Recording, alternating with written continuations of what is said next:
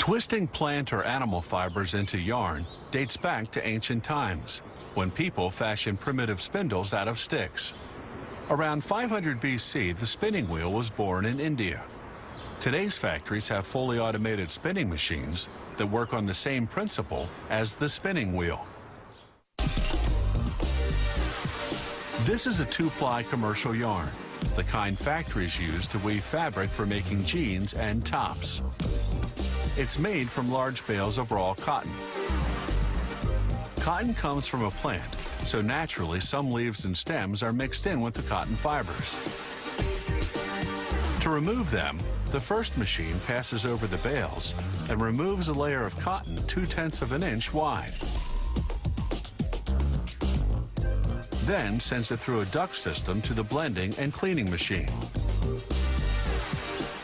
The machine processes half a ton of cotton per hour.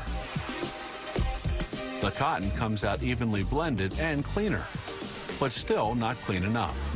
So it goes into a second cleaning machine, which finishes the job.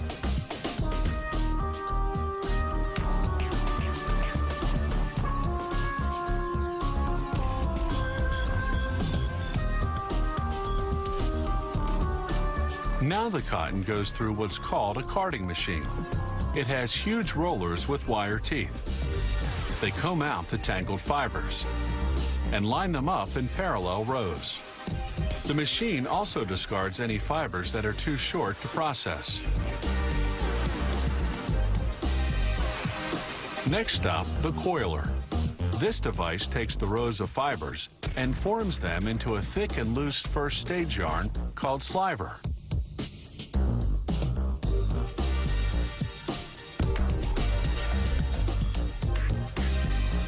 The slivers move on to the drawing machine. It lines them up 6 at a time and draws them out, stretching them to form a second stage yarn.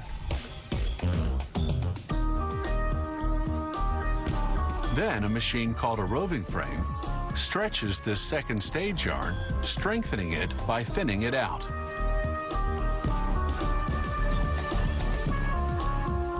Until it looks like this. This third stage yarn is called roving.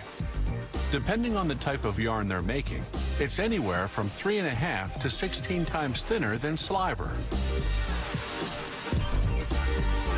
They now stretch the roving up to 30 times thinner, which strengthens it even more. The yarn is finally finished. Now they have to transfer the yarn from all these small spools onto huge industrial-sized cones, 20 spools to a cone. One transfer method uses the winding machine. It winds the yarn from the first spool onto the cone. Then it automatically takes the back end of that yarn and attaches it with a knot to the front end of the yarn from the next spool. It winds it onto the cone, then attaches the back end to the front end from the next spool, and so on. As each spool empties, the machine automatically discards it.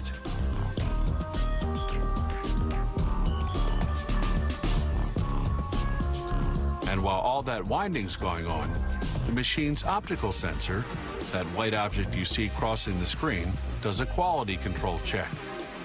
If a portion of yarn doesn't meet specifications, the winding stops. The machine cuts off the offending portion, then reconnects the ends and resumes winding. This is air-jet spinning, another method of making yarn from slivers and winding it onto giant spools known as tubes.